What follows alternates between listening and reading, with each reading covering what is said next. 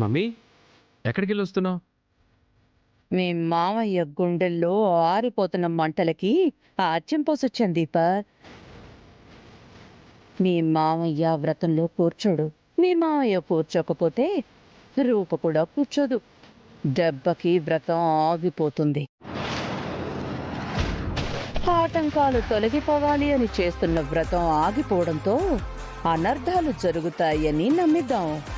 అప్పుడు మనమే అనర్థం సృష్టిస్తే ఆ అనర్థం వీళ్ళకి ఎదుర్కోవాల్సి వస్తుంది. రూపా, నాతోనే ఛాలెంజ్ చేస్తావా? అయిపోయావే.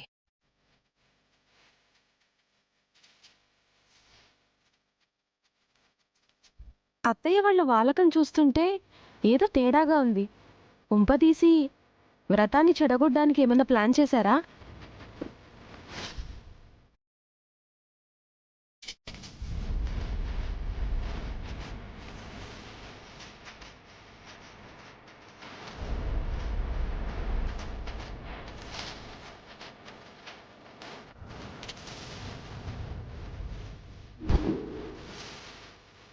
మమ్మీ, మంతారం కళ్ళంతా మన మీదే ఉన్నాయి. నువ్వేం చేసినా మంతారం కళ్ళు కప్పి చేయాలి. అవును దీపక్. అయ్యా, గణపతి పూజకి టైం అవుతోంది. వ్రతంలో కూర్చునే దంపతులను పిలవండి.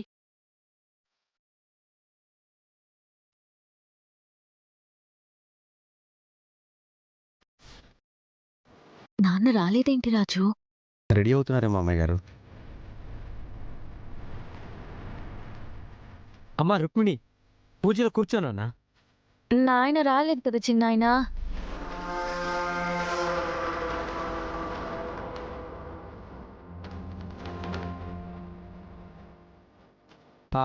నేను వెళ్ళి తీసుకొస్తాను. మీరు పూజలో కూర్చోండి.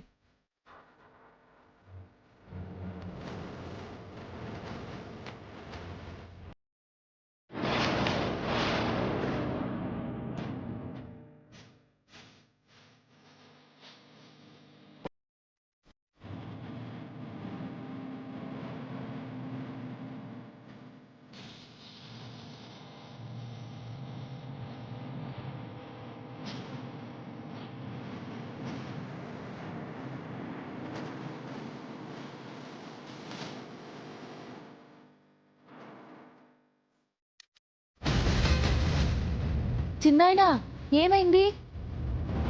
అన్నయ్యకి ఒంట్లో బాగాలేదంటమ్మా.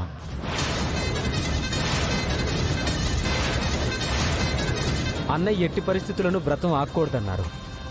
మీరు రండి, మీరు వచ్చి కూర్చోండి. మా నాయన్ని నేనే తీసుకొస్తాను చిన్నాయన. పంతులు గారు ఒక్క నిమిషం ఆగండి. రుక్మిణి, రూపా, మీ నాయన రాడు. పగటి కళ్ళు కనతత్తయ్య నెరవేరవు. మీ నాయనకి నీ మీదున్న ప్రేమ కంటే మీ అమ్మ మీదున్న ద్వేషమే ఎక్కువ అని నేను గుర్తు చేసొచ్చాను. నువ్వు గుర్తు చేసిన ద్వేషం కన్నా విలువైనవి చాలా ఉన్నాయని నేను గుర్తు చేస్తాను అత్తయ్య.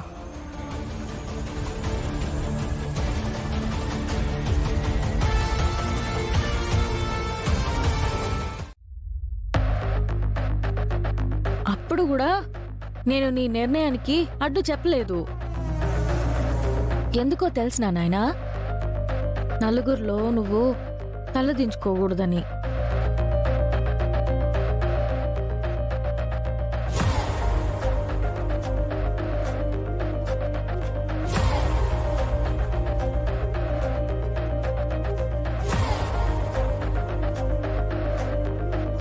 నలుగురిలోనే కాదు నాయనా, ఒక్కరి ముందు కూడా నువ్వు తలదించుకోకూడదు.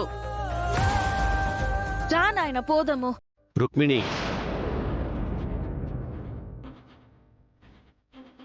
నా మాట కోసం, నా పరువు కోసం నువ్వు చేసిన త్యాగాన్ని నేను ఇప్పటికీ మర్చిపోలేనమ్మా.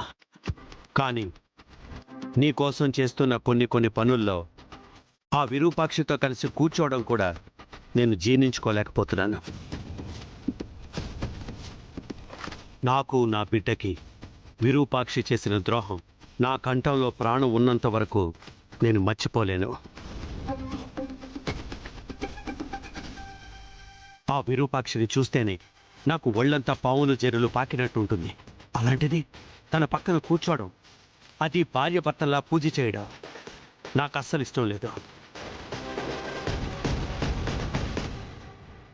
పెళ్లి జరిపించేంత వరకు నువ్వు చెప్పినట్టే విన్నాను.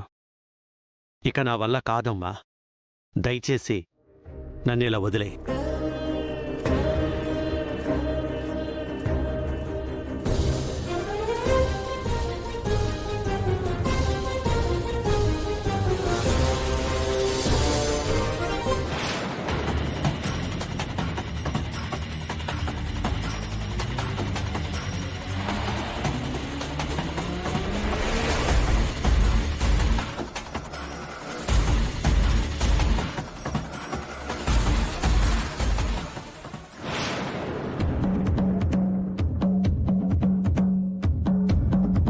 నాయనా, నేను మాట అడుగుతాను, సూటిగా సమాధానం చెప్తావా? మా అక్క ఉన్నన్ని రోజులు తన కోసం ఏం చేయలేదు. తన విషయంలో చేయలేకపోయిన ప్రతిదీ నీ విషయంలో చేస్తానని మాటిచ్చావు. గుర్తుండదా నాయనా?